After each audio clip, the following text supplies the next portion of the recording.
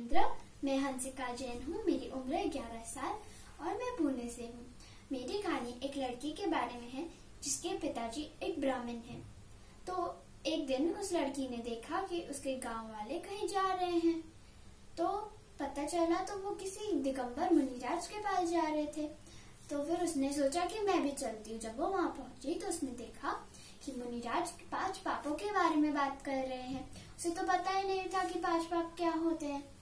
तो मुनिराज ने बताया कि 5 पाप यानी 5 बैड हैबिट्स होती हैं जिन्हें हमें बिल्कुल भी नहीं करना चाहिए, और अगर हम करते हैं तो हमें उसका बहुत कठोर दंड मिलता है। तो पहला पाप है हिंसा, दूसरा झूठ, तीसरा चोरी, चौथा कुशील और 5वां परिग्रह। क्या?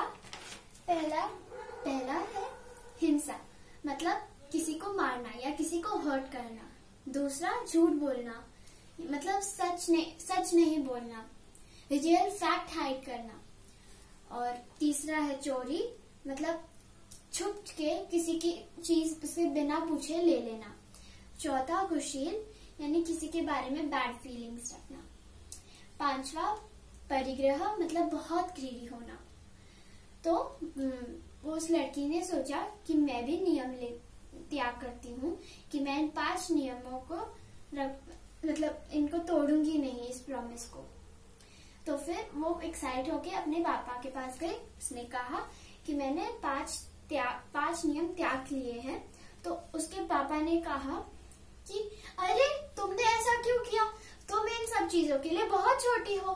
तो बेटी ने कहा कि अगर आप चाहते हैं कि मैं इन 5 नियमों को तोड़ दूं तो फिर आप मेरे साथ मुनिराज के पास चले।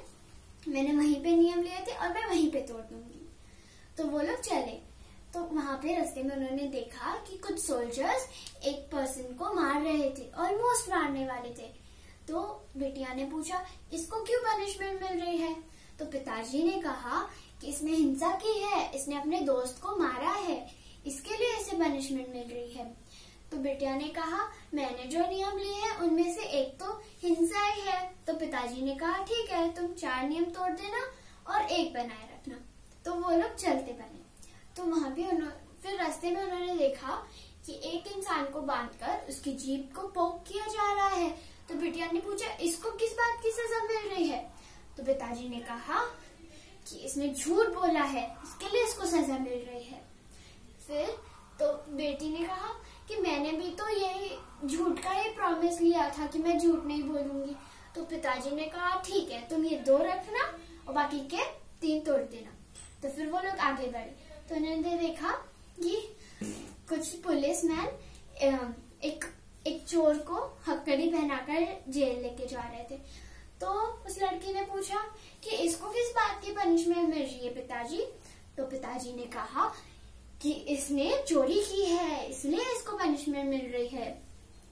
तो बिटिया ने कहा पिताजी मैंने भी तो चोरी का ही व्रत लिया था, तो अब इसमें मैंने क्या गलत किया। तो पिताजी ने कहा ठीक है, तुम ये 3 रखना और 2 तोड़ देना। तो फिर वो लोग चलते बने। फिर आगे उन्होंने देखा एक पर्सन को ट्री पे बांधकर, उसके हाथ पे बांधकर उस पे स्टोन्स फेंक रहे थे। तो बिटिया ने कहा इसको इतनी बड़ी सजा क्यों मिल रही है। तो पिताजी ने कहा इसने कुशल किया है इसलिए इसको सजा मिल रही है। तो बेटिया ने कहा कि मैंने भी तो कुशल की प्रॉमिस ली थी, तो इसमें मैंने क्या गलत किया। तो उन्होंने बोला ठीक है, तुम इस प्रॉमिस को बनाए रखना और बाकी के तोड़ देना। फिर वो चलते बने। तो उन्होंने फिर लास्ट में देखा कि एक पर्सन को हॉस्पिटल लेके जा रहे थे। तो बिटिया ने पूछा कि इसको क्या हुआ।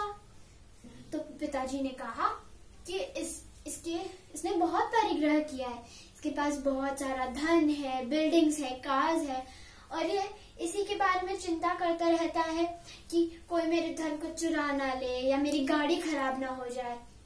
तो इसलिए इसको मतलब ये चिंता में ही बीमार हो गया। तो फिर बिटिया ने अपने पूरे नियम रखे, उसने अपने 5 प्रॉमिस निभाए। तो इस कहानी से हमें यह शिक्षा मिलती है कि हमें कभी अहिंसा नहीं करनी चाहिए, झूठ नहीं बोलना चाहिए या चोरी नहीं करनी चाहिए। या कृष्ण या परिग्रह नहीं करना चाहिए। धन्यवाद।